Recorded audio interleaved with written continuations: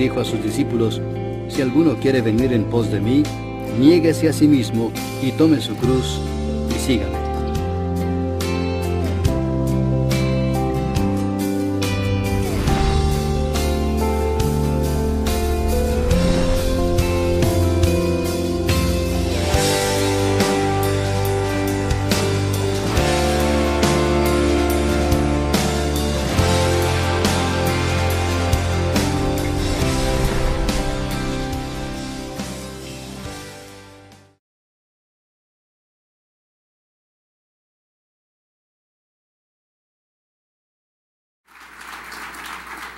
Recordemos que el interés de Jesús no es hacer multitudes como prioridad, sino hacer discípulos.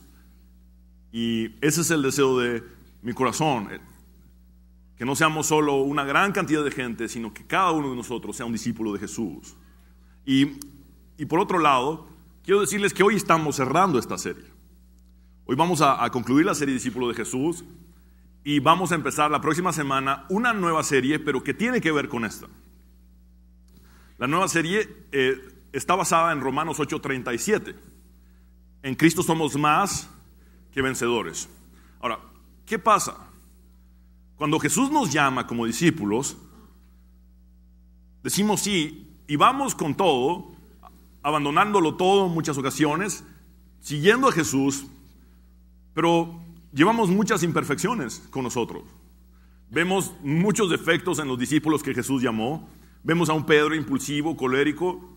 Vemos a Juan y su hermano Jacobo, a quienes Jesús les puso un apodo o un sobrenombre, los Boanerges, los hijos del trueno, porque reventaban con facilidad. En la actualidad les dirían algo así como los mecha corta, ¿verdad?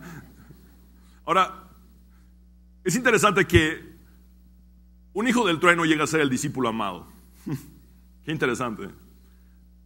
Y un impulsivo colérico que niega a Jesús llega a morir por él en la cruz de cabeza. Vemos a un Tomás incrédulo y desconfiado también entregar su vida padeciendo por causa de Cristo. Entonces, tú y yo traemos todo un bagaje de defectos. Cuando Jesús nos dice, sígueme, y Jesús empieza a trabajar con nosotros. Entonces, la serie que viene tiene que ver con esta en mucho. ¿Por qué? Porque ahora que hemos recibido el llamado de Jesús a ser sus discípulos, tenemos que trabajar con muchas cosas. Entonces, tengo varios temas que vamos a tratar durante los próximos 2 meses en la serie Más que Vencedores.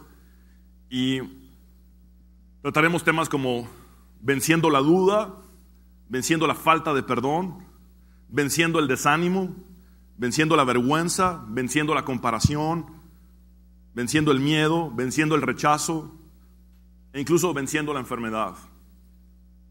Y vamos a ver cómo Jesús nos moldea para que podamos pasar de negarle a estar dispuestos a morir por Él. Pasar de ser incrédulos a creerle completamente como para ser capaces de morir por Él. A ser quizá de un temperamento difícil, a ser luego la persona más amorosa.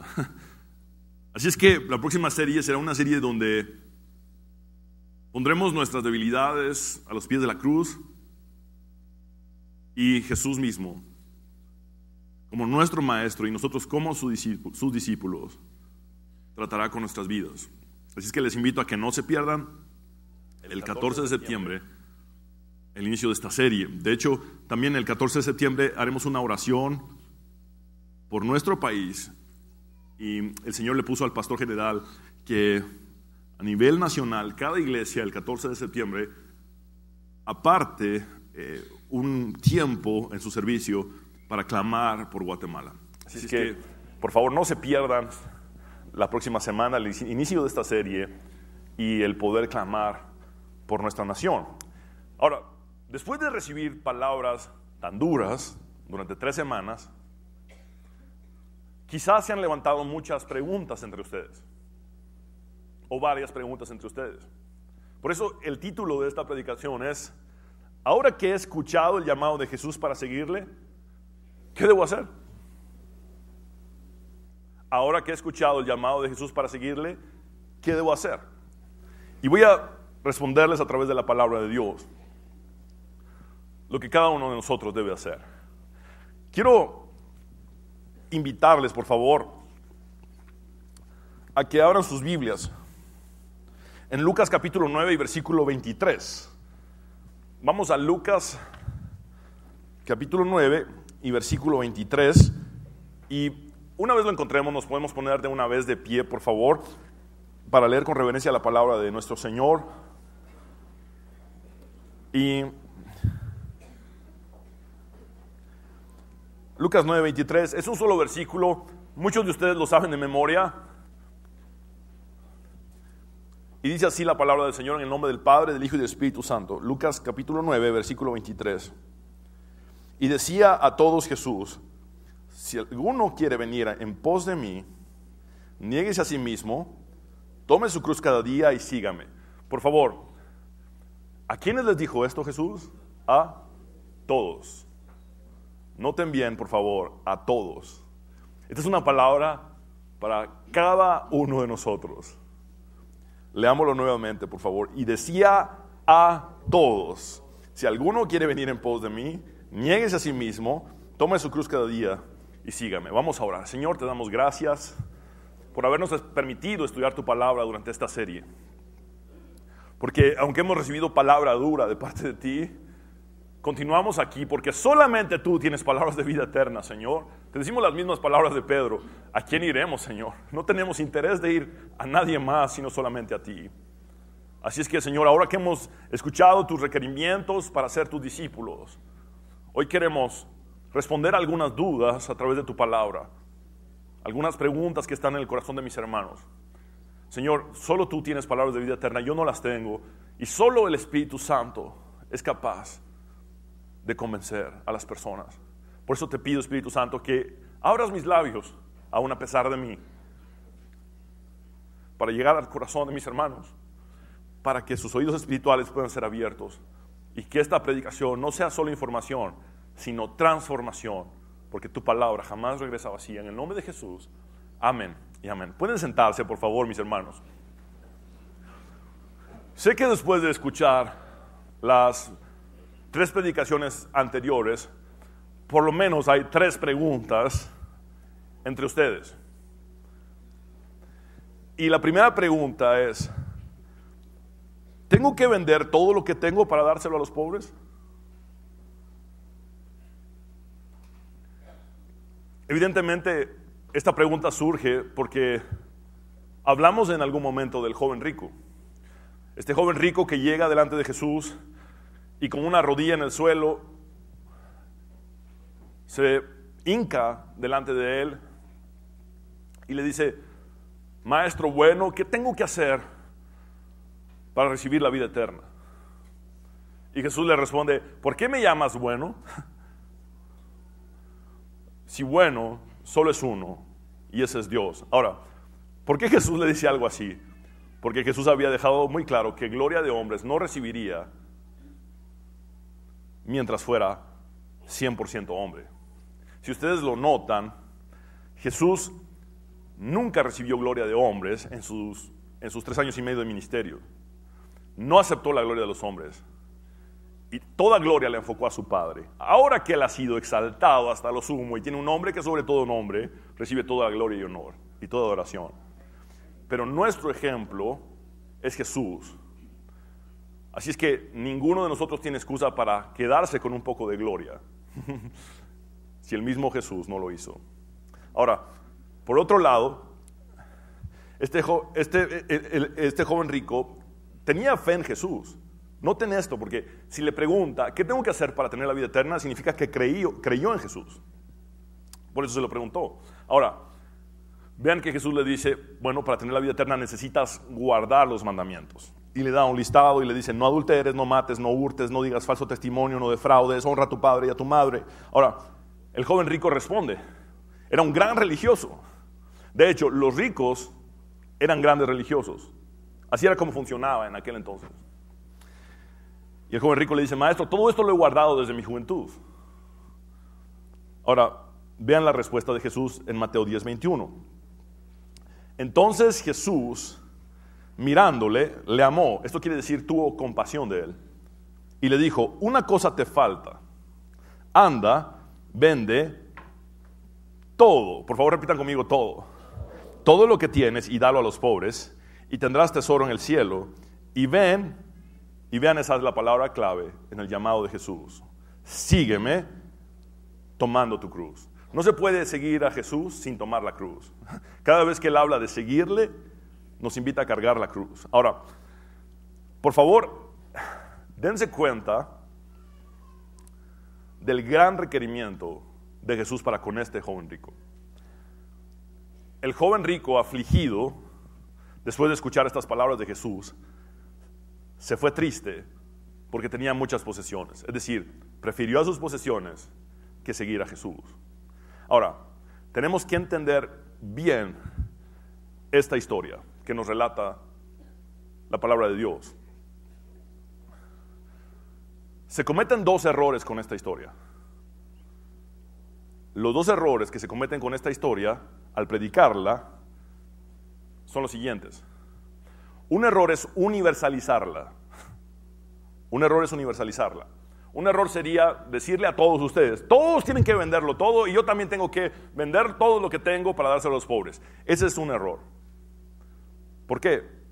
Porque fue algo que Dios le pidió directamente a este joven rico. También es un error minimizar esta historia, porque no quiere decir que Dios no te lo pueda pedir a ti. ¿Me explico? Si bien no es una demanda de Dios para todos, tampoco quiere decir que Dios no te lo pueda pedir a ti o no me lo pueda pedir a mí.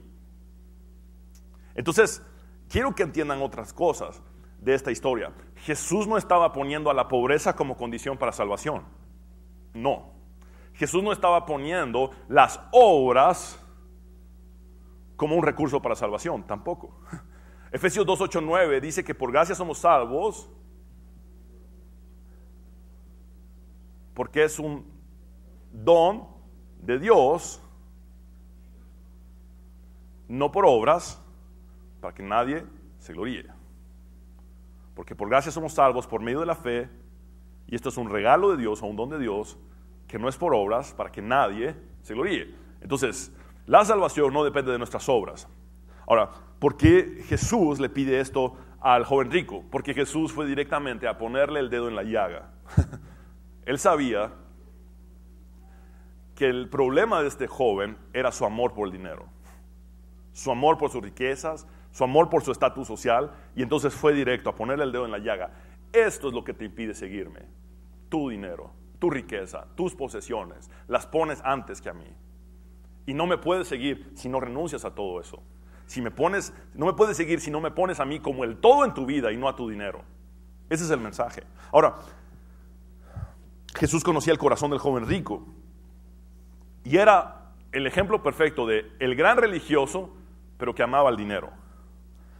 Y lo que hace Jesús es evidenciar el corazón del joven rico.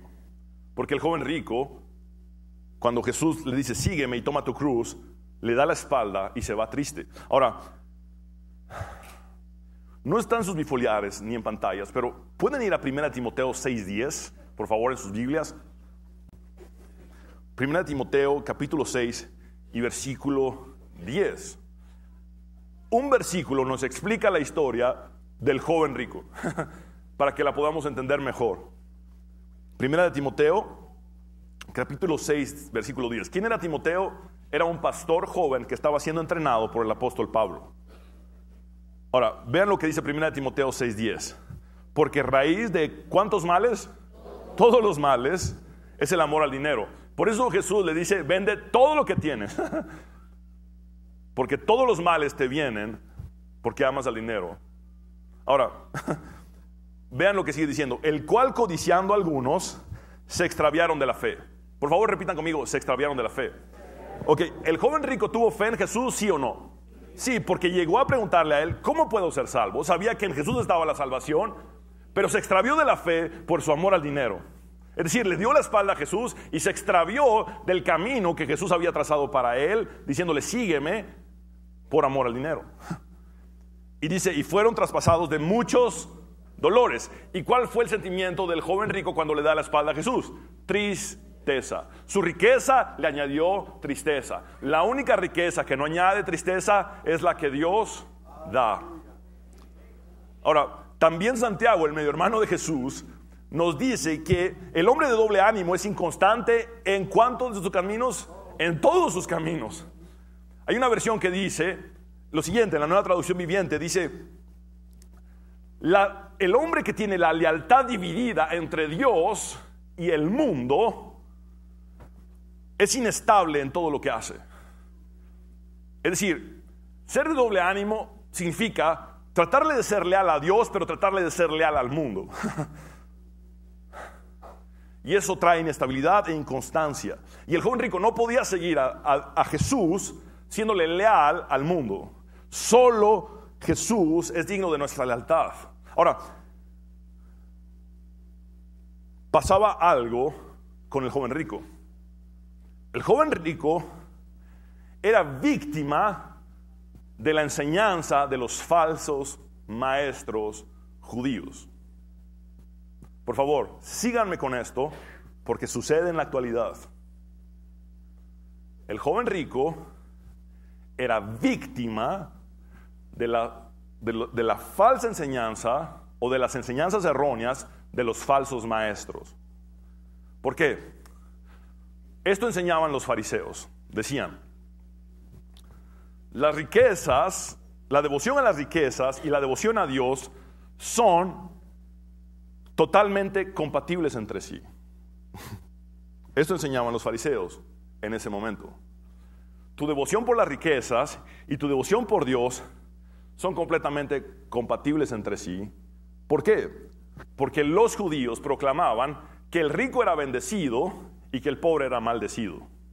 El rico era bendito y el pobre era maldito. Esa era la cosmovisión judía y la enseñanza que venía desde el templo y las sinagogas en los tiempos de Jesús. Entonces, ¿qué hace Jesús? Derribar ese falso argumento.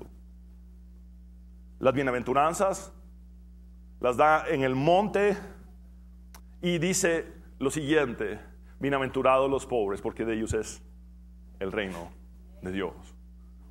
Ahora, quiero que noten una cosa más. Él dice: ningún siervo puede servir a dos señores, porque o aborrecerá al uno y amará al otro, o estimará al uno y menospreciará al otro. No podéis servir a Dios y a las riquezas.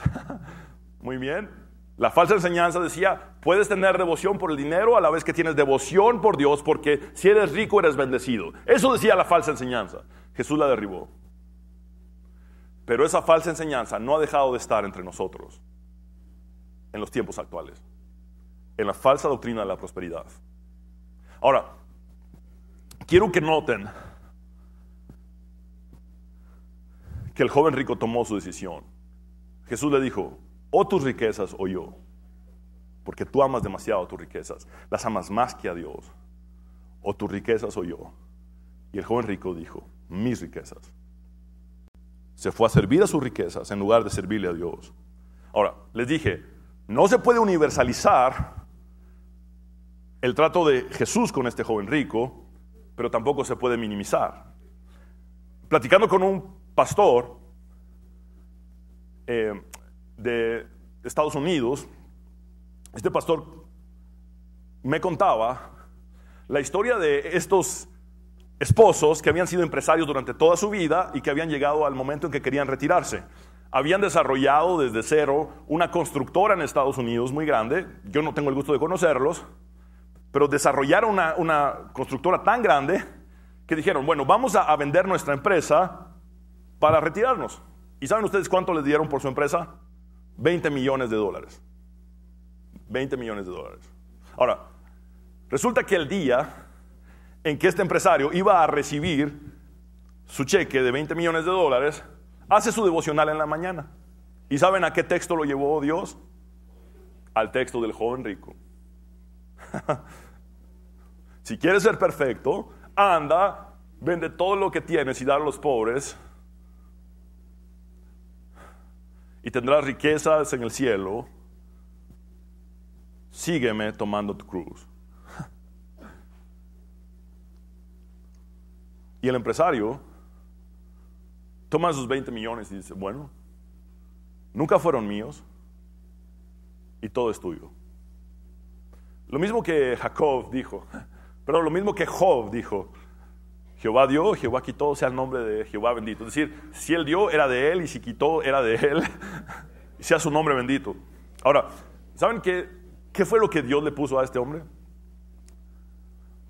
Comprar los edificios de apartamentos más pobres de Estados Unidos, en el sector donde él vivía, y remodelarlos. Hacerlos como departamentos exclusivos, alquilándolos a un precio sumamente módico, y ese precio de alquiler era para sostener el ministerio. ¿Y saben qué hacía? Alquilar los apartamentos a las familias más pobres, y cuando una familia no podía pagar la renta, ¿saben qué hacía él? Llegaba con un súper completo para una familia de un mes entero. ¿No pudiste pagar la renta? Aquí está toda tu comida del mes. Por eso, no podemos universalizar, pero tampoco minimizar. Dios sigue pidiendo lo mismo a diferentes personas hoy en día. En otra escala, mi esposa, una misionera, viviendo por fe en El Salvador, un día en la reunión del domingo de la iglesia, donde ella asistía en El Salvador, tenía en su bolsa lo único que le quedaba para llegar a fin de mes. Y el Señor le dice, dame todo lo que tienes en este momento. Y ella empieza a cuestionar a Dios, pero entonces ¿cómo voy a llegar a fin de mes? ¿Cómo voy a comer de aquí a fin de mes? Siendo una misionera. Ahora, Dios le dice, dame todo lo que tienes en tu bolso. Ella, obediente, lo da, termina el servicio, y una pareja de esposos se le acerca y le dice, durante el servicio el Señor habló a nuestros corazones de que te diéramos esta cantidad. ¿Saben ustedes cuánto era? Exactamente lo mismo que ella había depositado en el alfolí. Ahora, ¿saben qué le dice Dios a ella? No necesito tu dinero. Necesito que me creas. Necesito tu obediencia. Y de eso se trata esta historia. De eso se trata esta historia.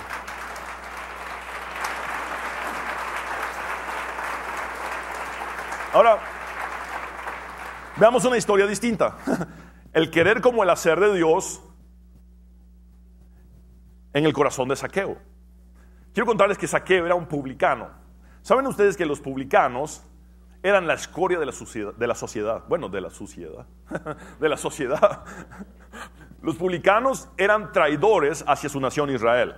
Eran israelitas que traicionaban a su nación Israel. ¿Saben cuál era el convenio de los publicanos? Un publicano era un cobrador de impuestos, un recaudador de impuestos para el Imperio Romano. Ahora, el publicano lo que hacía era llegar con el Imperio Romano. El Imperio Romano le daba como una licencia para cobrar impuestos, y el Imperio Romano le decía, bueno, como publicano queremos tanto de ti, ya lo que tú ganes es problema tuyo. Entonces, si el impuesto eran 10 quetzales, él podría cobrar 100. Darle los 10 quetzales al Imperio Romano y quedarse él con 90. Por eso los publicanos eran ricos. Pero su reputación era la peor, porque explotaban a su propia gente como aliados traidores al Imperio Romano, traidores a su gente, aliados al Imperio Romano. Ahora, ¿qué pasa con Zaqueo? Sabemos que era bajito, se sube a un árbol, ve a Jesús pasar y luego invita a Jesús a su casa. Pero vean lo que dice Lucas 19, 8, 10. Entonces Zaqueo, puesto en pie, dijo al Señor, he aquí, Señor, vean lo que dice, la mitad, por favor repitan conmigo, la mitad de mis bienes doy a los pobres, y si en algo he defraudado a alguno, se lo devuelvo cuadruplicado. Jesús le dijo, hoy ha venido la salvación a esta casa, por cuanto él también es hijo de Abraham, porque el Hijo del Hombre vino a buscar y a salvar hasta lo peor de la sociedad, lo que se había perdido. Ahora, ¿por qué no podemos universalizar la historia del joven rico? Porque al joven rico Jesús le pidió todo porque sabía lo que había en su corazón. Pero a Zaqueo el Espíritu Santo le pone esta convicción: debo de dar la mitad de lo que tengo a los pobres. No es una cuestión de tarifas, es una cuestión de lo que Dios pide. Y quiero que noten también varias cosas importantes en la historia de Zaqueo. Primero, la disposición de Zaqueo es la prueba de una auténtica conversión. El publicano era materialista y amaba el dinero más que a su propia gente, más que a su propio país, más que a su propia nación. Explotaba a sus hermanos con tal de hacerse rico. Ahora, dar la mitad de sus bienes y cuadruplicar lo defraudado a todas las personas a las que había estafado fue el fruto, mas no la condición para su salvación. Nuevamente, la salvación no es por obras, para que nadie se gloríe. Zaqueo no fue salvo por dar la mitad de sus bienes a los pobres. Zaqueo no fue salvo por cuadruplicar lo que había estafado. Zaqueo fue salvo porque creyó en Jesús, pero un fruto de esa conversión o de la salvación que él recibió fue lo que hizo. Ahora, por eso Jesús dijo: haced pues frutos dignos de arrepentimiento. Quiere decir que una de las pruebas de una auténtica conversión son los frutos que damos después. Los frutos de Zaqueo fueron inmediatos. De hecho, Jesús dijo: os he puesto para que llevéis ¿cuánto fruto? Mucho fruto, y que vuestro fruto permanezca. Ahora, algo que me preocupa a mí son diversas historias alrededor del mundo entero. Y digo esto recordando este texto bíblico: el que esté firme, mire que no caiga. ¿Y saben qué me preocupa a mí? Tantos siervos de Dios, y principalmente pastores alrededor del mundo, que han cometido el pecado. Expresamente, uno de ellos es el más cometido por gente que le sirve a Dios, lastimosamente, y se llama adulterio. Y he visto a gente de cerca, a gente de lejos pasar por esto. Y he visto cómo en diversas iglesias se les pone a estos pastores que han caído en pecado un proceso de restauración. Pero vienen y su orgullo les gana, y cuando se les pide que como parte de ese proceso de restauración confiesen su pecado a su esposa, confiesen su pecado por lo menos a los líderes de la iglesia y les pidan perdón porque han fallado contra el cielo y contra la iglesia a la cual servían, lo que hacen es ir a abrir otra iglesia. Y se convierten en ciegos que guían a otros ciegos. Eso no es fruto digno de arrepentimiento. Por otro lado, vemos pastores que han caído en algún momento de sus vidas, pero que hacen todo el proceso humildemente, piden perdón a sus esposas, piden perdón a la congregación y luego son restaurados. Porque el corazón de Dios es restaurar cuando hay arrepentimiento. Y el arrepentimiento tiene frutos dignos. Eso es lo que tenemos que recordar. Y es lo que pasa en la vida de Zaqueo. Ahora, ¿qué significa que Zaqueo cuadruplicó lo que había defraudado? Muy bien, para ponerlos en contexto, en Levítico se nos enseña que el que defraudaba a alguien tenía que darle el 100% de la cantidad con la que le había defraudado, más el 20% de lo defraudado. Es decir, más la quinta parte de lo defraudado. Se los explico de esta forma. Si Zaqueo había defraudado a alguien con 100 quetzales, por cierto, no existían los quetzales en aquel momento, pero para explicarme, si Zaqueo había defraudado a alguien con 100 quetzales, su obligación ante la ley era devolverle 120 quetzales. Esa era la obligación ante la ley. Devolverle un 20% más o una quinta parte de lo más de lo defraudado. Ahora, ¿qué hizo él? Dio 4 veces más. En otras palabras, si defraudó a alguien con 100 quetzales y su obligación era darle 125, le dio 400. Ese es fruto digno de arrepentimiento. Eso nos da testimonio de una auténtica conversión. Ahora, quiero que entiendan lo que pasó con Zaqueo. Encontró la felicidad en las riquezas espirituales que jamás logró encontrar en las riquezas materiales. Fue mucho más feliz cuando dio la mitad de sus bienes y pagó 4 veces más a todos los que había defraudado, que cuando fue uno de los hombres más ricos de su comunidad. Ahora, hemos visto a alguien a quien Dios le pide todo. Ahora vemos a alguien a quien Dios le pone dar la mitad. Pero vemos también a un apóstol, Pedro, que conservó su casa para ponerla al servicio de Jesús. El apóstol Pedro, en Marcos 2:1, pasa algo muy interesante que a mí me causa también cierta gracia, porque vean lo que dice Marcos 2:1. Entonces entró Jesús otra vez en Capernaum después de algunos días y se oyó que estaba en casa. Muy bien, ya no era la casa de Pedro, ¿era la casa de quién? De Jesús. Ya no se pone ni siquiera en los evangelios, entró en la casa de Pedro, sino entró a su casa. Ahora, ¿qué pasó? En la casa de Pedro vivió Jesús. Jesús dijo que no tenía algo propio en donde recostar su cabeza. Vivió en casas que le prestaban. Cuando iba a la región de Jerusalén, se quedaba en Betania con María, Marta y Lázaro.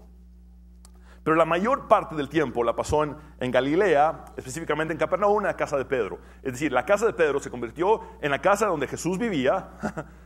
La casa de Pedro se convirtió en el lugar donde Jesús enseñaba, pero también se convirtió en el lugar donde Jesús hacía milagros. Le servía mucho más a Jesús esa casa que al mismo Pedro.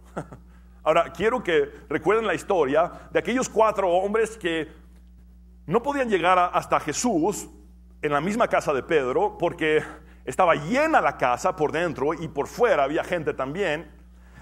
Y entonces lo que hicieron fue subirse al techo, estos 4 hombres, y levantar a un paralítico en una camilla.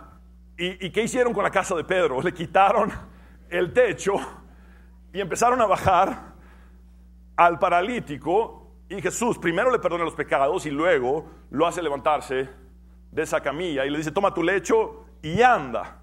Ahora, ¿qué pasó con Pedro? Dijo: ¡ay, mi techo, por favor, hombre! No. ¿Por qué? Porque esa casa estaba al servicio de Jesús. Y si era necesario que le rompieran el techo para que Jesús hiciera un milagro, pues se podía hacer. Ahora, vemos también algo más. Vemos la instrucción de Pablo a los creyentes de Galacia y Corinto. Vean por favor 1 Corintios 16:1-3. En cuanto a la ofrenda para los santos, haced vosotros también de la manera que ordené en las iglesias de Galacia. También Pablo había solicitado aportes a la iglesia de Macedonia y Acaya para Jerusalén. Ahora vean lo que dice el versículo 2. Cada primer día de la semana. ¿Cuál es el primer día de la semana? Domingo. Cada uno de vosotros ponga aparte algo. Y aquí está la clave para entenderlo: según haya prosperado. Por favor, repitan conmigo: según haya prosperado, guardándolo para que cuando yo llegue no se recojan entonces ofrendas. Y cuando haya llegado a quienes hubiere designado por carta, a estos enviaré para que lleven vuestro donativo a Jerusalén. Y él sigue agregando: y si es necesario, yo mismo iré personalmente a traer dichos donativos para llevarlos a Jerusalén. Ahora, ¿por qué? ¿Por qué todas las iglesias de alrededor estaban dando ofrendas a Jerusalén por instrucción del apóstol Pablo? Primero, porque Jerusalén en ese momento de la historia estaba sobrepoblada. Y dentro de esa sobrepoblación sufrió una gran escasez. Y hubo una hambruna espantosa. La gente literalmente no tenía qué comer. Por eso Pablo les dice: tienen que ayudar no solo esporádicamente, emocionalmente o impulsivamente a Jerusalén. Tienen que mandar su ofrenda a Jerusalén periódicamente. Y esa es la enseñanza. La ayuda a los necesitados se hace periódicamente. Y luego dice: según haya prosperado. Esto significa que el que había logrado con el fruto de su trabajo obtener más, ofrendaba más a la iglesia de Jerusalén. Y esa ofrenda se daba a los santos. Y estos santos, los apóstoles la administraban entre los pobres y el sostenimiento de la iglesia.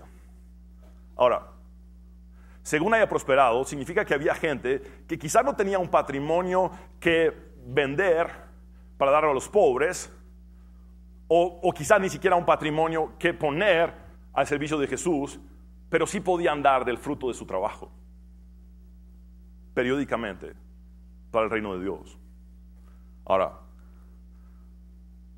estoy tratando de contestar la primera pregunta. ¿Tengo que vender todo lo que tengo para dárselo a los pobres? Y te he dado el panorama. A un individuo Jesús le dice: dame todo lo que posees. A otro el Espíritu Santo le pone dar la mitad de sus bienes. A Pedro Dios le pone poner todo lo que tenía al servicio de Jesús. Y a otras personas Jesús les pide del fruto de su trabajo conforme hayan prosperado. O Dios les pide del fruto de su trabajo conforme hayan prosperado. Así es que he tratado de responder esta primera pregunta, pero es que dar a los pobres es darle a Dios. Por eso es tan importante el ministerio que hemos iniciado como iglesia de panes y peces, porque lo vamos a hacer periódicamente. Cada tercer domingo del mes vamos a traer víveres no perecederos. Pero quiero que entiendan algo, no queremos llenarnos de estadísticas de miles de libras que se aportaron. Queremos más bien que cada grano de frijol y cada grano de arroz que demos vaya acompañado de la proclamación del evangelio. Esa es nuestra función como iglesia. Por eso no se va a dejar de hacer evangelismo al lado de la ayuda social. Y el próximo domingo les daremos el reporte de lo que sucedió con sus primeros aportes. Ahora, vean lo que dice Proverbios 19:17. Esto lo escribe uno de los hombres más ricos de la historia de la humanidad. Si ayudas al pobre, le prestas al Señor y Él te lo pagará. Jesús, hablando del juicio de las naciones, dijo que pondría a los buenos, es decir, a aquellos que como ovejas estarían del lado derecho, y a los malvados del lado izquierdo como cabritos, y diría a los de la izquierda: apartaos de mí, malditos, al fuego eterno preparado para el diablo y sus ángeles. Vean el versículo 42 de Mateo 25. Pues tuve hambre, este es Jesús hablando, pues tuve hambre y no me alimentaron, tuve sed y no me dieron de beber, fui extranjero y no me invitaron a su hogar, estuve desnudo y no me dieron ropa, estuve enfermo y en prisión y no me visitaron. Entonces ellos responderán: Señor, ¿en qué momento te vimos con hambre o con sed, o como extranjero o desnudo o enfermo o en prisión y no te ayudamos? Y Él responderá: les digo la verdad, cuando se negaron a ayudar al más insignificante de estos mis hermanos, se negaron a ayudarme a mí. Y por eso también escribe Salomón en Proverbios 21:13: el que cierra su oído al clamor del pobre, también él clamará y no será oído. Una de las misiones más importantes de la iglesia es ayudar a los pobres. Y es lo que vamos a hacer con todo nuestro corazón, y hemos hecho con todo nuestro corazón. La segunda pregunta que anhelo contestar a través de la palabra de Dios es: ¿debo dejar mi profesión o mi trabajo secular para servir a Cristo? ¿Debo dejar mi profesión o mi trabajo secular para servir a Cristo? Muy bien, vamos a ver varios casos. Quiero que veamos primero el llamamiento de los pescadores. Pescadores llamado Simón, después llamado Pedro, Andrés, hermano de Simón, Jacobo y Juan, quienes eran hermanos también. Ahora, veamos Lucas 5:11. Y cuando trajeron a tierra las barcas, después de que Jesús les había dicho: sígueme y os haré pescadores de hombres, ahí les está diciendo: les voy a cambiar la profesión. Si me sigues, ya no vas a ser pescador de peces, vas a ser pescador de hombres. Jesús les estaba diciendo: bueno, dejen su profesión, yo les voy a dar otro oficio. Entonces, dejándolo todo, le siguieron. Ahora, en el caso de Simón y Andrés, eran trabajadores del mar, eran personas que trataban de proveer para sus familias a través de la pesca. En el caso de Jacobo y Andrés, eran hijos de quién? ¿Hijos de quién? De Zebedeo. Y eran parte del negocio familiar. El padre era el dueño del negocio de pesca y ellos eran los herederos de ese negocio. Ellos abandonan un negocio familiar para seguir a Jesús.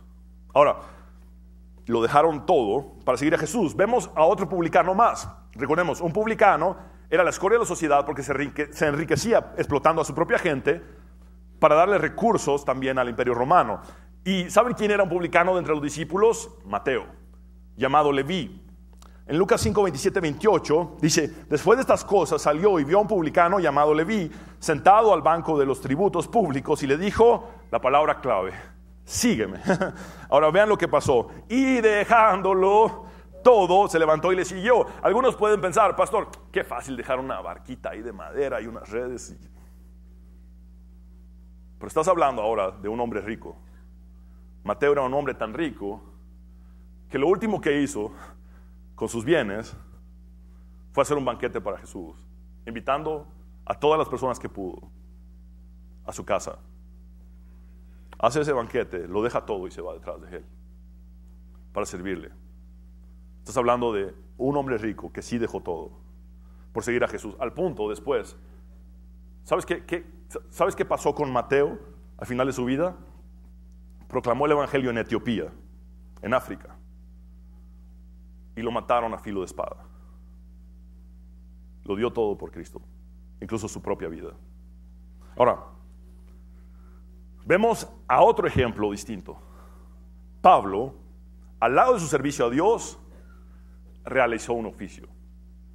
Si bien en el primer ejemplo vemos a gente que lo deja todo por seguir a Jesús, Pablo, al lado de su servicio a Dios, realizó un oficio. Y es curioso que el apóstol, o uno de los apóstoles con más frutos, fue Pablo. Vean lo que dice Hechos 18, 1, 3. Después Pablo salió de Atenas y fue a Corinto.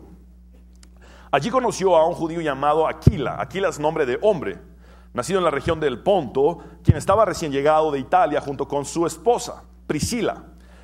Habían salido de Italia cuando Claudio César deportó de Roma a todos los judíos. Por cierto, en tiempo de Claudio fue donde se dio esa hambruna espantosa en Jerusalén, que después trajo consecuencias atroces, incluso después del gobierno de Claudio. Ahora, Pablo se quedó a vivir y a trabajar con Aquila y Priscila, con ellos, porque eran fabricantes de carpas de campaña, al igual que ¿quién? Al igual que él, al igual que Pablo. Pablo tenía un oficio, y saben que Pablo era de Cilicia. Y Cilicia era famosa por la confección de cueros, pero de piel de cabra. Entonces, muchos eruditos piensan que Pablo no solamente tejió carpas, sino también diferentes artículos hechos de cuero, que hacía artículos de cuero y los vendía. Y así se sostenía, en parte, para poder realizar su servicio a Dios. Ahora, vemos a gente que lo dejó todo, vemos a gente que al lado de su servicio a Dios realizó un oficio. Ahora vemos otro caso distinto. Y ahora quiero llevarlos a los hechos, a que conozcamos a Lidia, la comerciante que contribuyó en el establecimiento del reino de Dios. Repitan conmigo el nombre de ella, por favor. Lidia.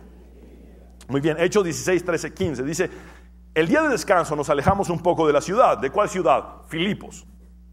Ahora, y fuimos a la orilla de un río donde pensamos que la gente se reunía para orar. Estos evidentemente eran judíos que se reunían para orar. Y nos sentamos a hablar con unas mujeres que se habían congregado allí. Ahora, ¿por qué estaban congregadas mujeres a la orilla del río y no en una sinagoga? Simplemente porque vemos en el caso de Lidia que no se menciona que tuviera un esposo, pudo haber sido soltera, pudo haber sido viuda también. Ahora, la situación era que para que se abriera una sinagoga en un lugar, se necesitaban 10 hombres sacerdotes de familia. Si habían 10 hombres padres de familia, entonces se abría una sinagoga. Esto habla de la escasez de hombres en ese momento, y estas mujeres, como no tenían sinagoga, se congregaban a la orilla de un río. A la orilla de un río. Ahora, dice, una de ellas era Lidia, de la ciudad de Tiatira, una comerciante de tela púrpura muy costosa. Por favor, repita conmigo: tela púrpura. Muy costosa. Muy bien. ¿Quién adoraba a Dios? Mientras nos escuchaba, el Señor abrió su corazón y ella aceptó lo que Pablo decía. Fue bautizada junto con otros miembros de su casa y nos invitó a que fuéramos sus huéspedes. Eso significa que era muy próspera porque tenía una casa grande. Y la tela que ella vendía era la más cara. Ahora, si ustedes reconocen que soy una verdadera creyente en el Señor, dijo ella, vengan a quedarse en mi casa, y nos insistió hasta que aceptamos.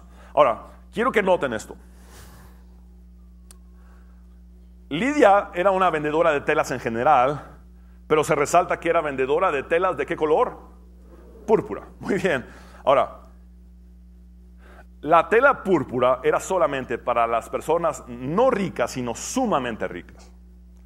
La tela púrpura era de uso de la realeza. La realeza romana, los reyes, los césares, usaban ropa de color púrpura. De hecho, ¿se acuerdan ustedes de la historia del rico y de Lázaro el mendigo? Jesús destaca que el rico se vestía ¿de qué color? Púrpura y de lino fino. Porque púrpura era la tela más cara en ese momento. Ahora, también pasa algo. Cuando Jesús fue torturado en el pretorio por los soldados romanos y le ponen la corona de espina, ¿qué le pusieron también?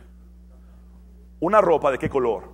Púrpura, para burlarse de él. La corona y la ropa púrpura era para decirle, salve rey de los judíos. Era ropa solo por la realeza. Ahora, ¿por qué era tan cara esa ropa de color púrpura? O esa tela de color púrpura. Porque se extraía de la secreción de los caracoles marítimos, carnívoros. Era una especie de caracoles que solo se encontraban en el mar, y primero se tenían que extraer los caracoles para luego de la secreción de estos caracoles poder teñir la tela. Ahora estamos hablando de que Lidia comerciaba con la gente más rica, no solamente de la sociedad, sino del gobierno o del imperio romano. Por otro lado, Filipos no eran esclavos romanos, eran una colonia romana. Era muy distinto ser esclavo romano que ser parte de una colonia romana, porque esta colonia romana, Filipos, tenía mucho más acceso a beneficios del imperio romano. Por ende, gente muy pudiente vivía en Filipos. Ahora, Lidia se rozaba solamente con la alta sociedad, vendiendo las telas más caras. Ahora, quiero que noten esto. El fruto de su comercio lo puso a los pies de Cristo. No abandonó su comercio, pero puso sus posesiones y sus recursos al servicio de Dios. Entonces, te he presentado 3 casos para responder a la pregunta: si debes de dejar tu trabajo, tu oficio o tu profesión para seguir a Jesús. Bueno, la primera es, si Dios te lo dice como a los pescadores, déjalo todo. Pablo, al lado de su servicio, realizó un oficio y un trabajo. Y Lidia realizó su trabajo de comerciante, reconociendo que todo lo que poseía y sus ganancias también debían de ser dadas al reino de Dios. Así es que el Espíritu Santo te diga qué es lo que tienes que hacer. Vean en Colosenses 3, 23, 24 lo que dice el apóstol Pablo. Cuando hagan cualquier trabajo, vean por favor que dice cualquier trabajo. No sé cuál sea tu profesión, pero ese trabajo está incluido acá. Háganlo de todo corazón, como si estuvieran trabajando ¿para quién? Para el Señor y no para los seres humanos. Recuerden que ustedes van a recibir la recompensa del Señor que Dios le prometió a su pueblo, pues ustedes sirven a Cristo el Señor. Y esta es una palabra que Dios me dio mientras hacía este bosquejo y esta predicación. El Espíritu Santo me dijo directamente que les hablara de que quizá consideraste tu trabajo como muy vano y terrenal, pero Dios no lo ve así. Tú estás viendo a tu trabajo de una manera en la que Dios no lo ve. Tú ves a tu trabajo quizá como algo que te impide servirle a Dios. Tú ves a tu trabajo quizá como algo vano y terrenal o improductivo para el reino de Dios. Dios no lo ve así. Dios dice que Él es tu jefe y que trabajas para Él. Y lo que has considerado efímero te puede traer recompensas eternas. Porque Jesús dice, como lo haces para mí, serás recompensado. Amén. Gracias, Jesús. La tercera y última pregunta que anhelo contestar es, ¿debo dejar a mi familia para servir a Cristo? ¿Debo dejar a mi familia para servir a Cristo? De hecho, yo me casé con una misionera que dejó a su familia para servir a Cristo, pero ahora formó una nueva familia, gracias a Dios. Mateo 19, 27, vemos lo que dice Pedro. Entonces Pedro respondiendo le dijo, he aquí, nosotros lo hemos dejado todo y te hemos seguido. ¿Qué significa? No solo nuestras barcas, sino también nuestras familias. Ahora, en el año 33, Jesús dice lo que yo considero una de sus palabras más fuertes registradas en los evangelios. Vean lo que dice Lucas 14, 26. Si alguno viene a mí y no aborrece a su padre y madre y mujer, por favor repitan conmigo mujer. No es porque quiera enfatizar que aborrezcan a sus mujeres, les voy a explicar por qué. e hijos y hermanos y hermanas y aún también su propia vida, no puede ser mi discípulo. Esto lo escuchó Pedro. Ahora, de esto se agarran muchos falsos cristianos y falsos siervos para decir, ¿ya viste por qué te aborrezco, mujer, y por qué dejo tirados a los hijos? Por favor, no es el mensaje de Jesús. Lo que les enseñé es que Jesús demanda un amor superior. Tan superior que cualquier otro amor parece odio. Ahora, vean lo que pasa 26 años más tarde de que Pedro escucha esto. Es decir, en el año 33 Jesús dice estas palabras.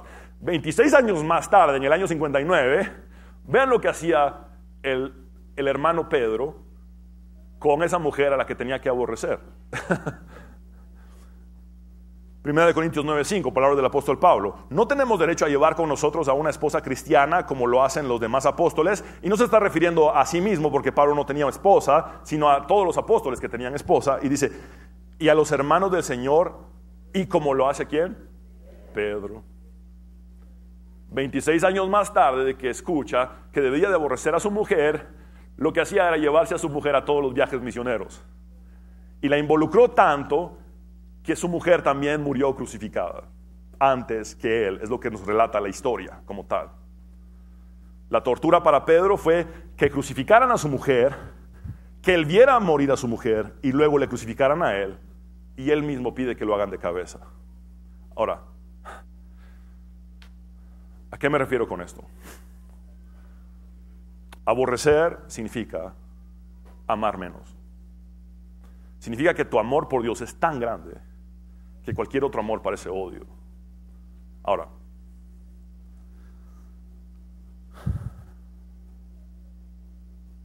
es interesante que Pedro, incluso en una cultura que hacía de menos a la mujer, porque la cultura en ese entonces, lastimosamente y tristemente, era así. Hacía de menos a la mujer. Y yo creo con todo mi corazón en el ministerio de las mujeres. Y le digo a mi esposa que Dios te use más que a mí. Y anhelo que mi hija sea usada más que yo. Ahora, la palabra discípulas existe en la Biblia, en género femenino. Ahora, Pedro la lleva a todos lados, invitándola a que le sirva a su lado. Y Pedro fue uno de los apóstoles más usados por Dios. Vean esta gran advertencia, 1 Timoteo 5:8, porque si alguno no provee para los suyos y mayormente para los de su casa, es decir, para su familia, ha negado la fe y es peor que un incrédulo.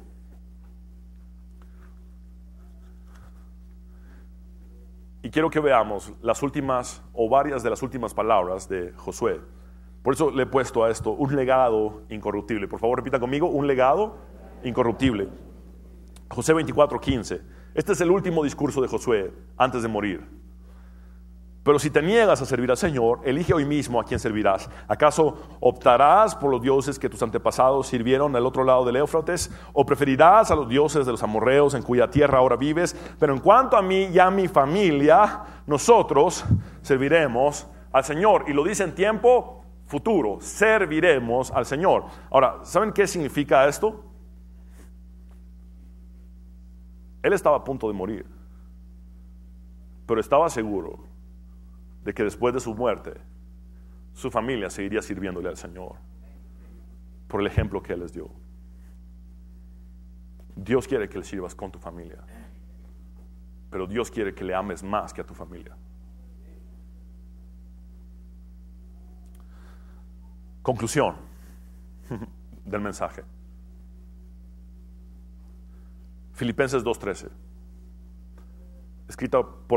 Palabras escritas por Pablo desde la prisión. Dice, porque Dios es el que en vosotros produce así el querer como el hacer por su buena voluntad. Por favor, repitan conmigo, el querer como el hacer. Muy bien. ¿Qué debo de hacer ahora que Jesús me ha dicho, sígueme? ¿Qué debo de hacer ahora que Jesús me ha dicho, niégate a ti mismo, toma tu cruz y sígueme? Muy bien, te lo voy a decir. Lo que el Espíritu Santo te hable directamente. El querer significa deseo, anhelo. Ahora, ¿saben qué significa hacer? Hacer es la palabra griega energeo. ¿Saben de dónde viene nuestra palabra energía? De esa palabra que Jesús le inspira al apóstol Pablo. El Espíritu Santo le inspira al apóstol Pablo. Energeo, el hacer. Dice, Dios les pone a ustedes el deseo, pero les pone también el hacer, energeo. Les pone también la energía para accionar. No se queda en un deseo que Dios pone, sino que muchas veces lo que Dios pone en nuestro corazón no es fácil de llevar a cabo. Entonces viene Él y pone la energía para que lo hagas. Y eso es lo que Dios quiere decirles a ustedes hoy.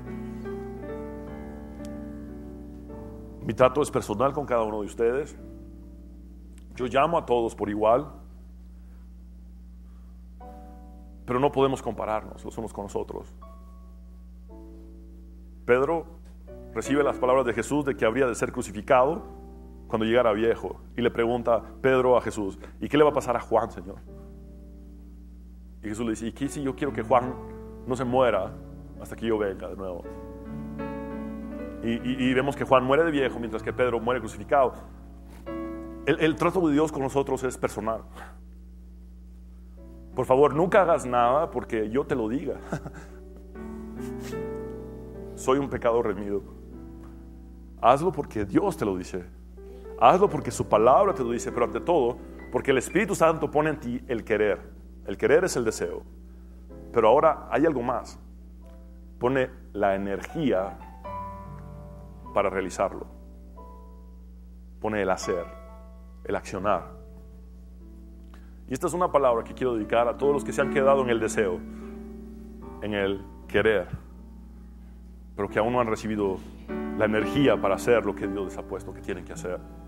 Ahora, en Mateo 19:29 vemos una promesa: y cualquiera que haya dejado casas o hermanos o hermanas o padre o madre o mujer o hijos o tierras por mi nombre recibirá 100 veces más y heredará la vida eterna. Ahora, ¿en qué parte de la Biblia dice que Pablo recibió 100 casas? ¿O en qué parte de la Biblia dice que Pedro recibió 100 casas? ¿Saben a qué se refiere esto? A que ingresas a la familia de Dios. Y las casas de todos tus hermanos son tu casa, y tu casa es la casa de tus hermanos. Eso es lo que se refiere. Si ustedes ven, el apóstol Pablo vivió un tiempo en la casa de Lidia, en la casa de otros siervos de Dios. El apóstol Pedro vivió mucho tiempo con un curtidor también llamado Simón. Es decir, esto es lo que significa. Y que en la eternidad recibiremos mucho más. Sea lo que Dios te pida, hazlo. Hazlo. Sin dudar y sin titubear. Permite que el Espíritu Santo te hable a tu corazón. Y quiero terminar con la cita que les dije al principio, o que leímos al principio. Y decía a todos Jesús: si alguno quiere venir en pos de mí, niéguese a sí mismo, tome su cruz. Y me encanta que Lucas registra estas dos palabras: cada día. Y síganme. Te invito a que te pongas de pie, vamos a orar.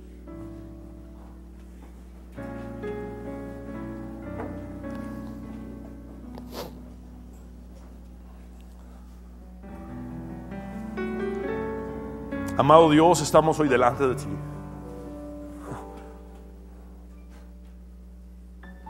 Diciéndote lo siguiente: mi vida, Dios, es tuya. Mi oficio, mi trabajo, mi profesión es tuyo. Mis recursos materiales no son míos, son tuyos. Mi familia no es mía, es tuya. De hecho, herencia de Jehová son los hijos. Quiere decir que te pertenecen a ti y tú nos los das como herencia. Por eso hoy vengo a rendirme por completo, a rogarte, Espíritu Santo, que me muestres qué es lo que quieres de mí. Y te pido que también se lo muestres a cada uno de mis hermanos que son discípulos. te pido que esta iglesia no sea multitud efímera, sino que sean discípulos valientes, con una labor de eternidad. Cada caso de cada persona será distinto, pero te pido que tu Espíritu Santo le hable claramente a cada uno de ellos, para que sepan qué es lo que tú requieres exactamente de cada uno de nosotros.